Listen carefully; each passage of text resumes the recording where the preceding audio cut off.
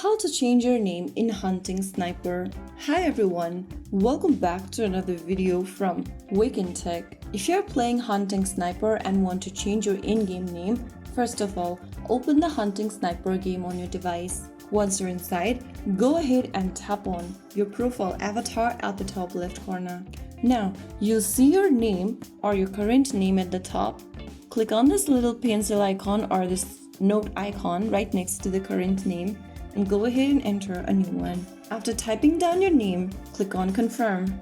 You only have one chance to change your name within 48 hours. If you try to change it again, you'll need to wait for 1 day 23 hours next. So that is how it's done. Make sure that you enter the name that meets the criteria given above.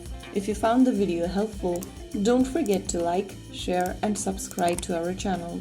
I will be back again in the next video. Stay tuned and thanks for watching.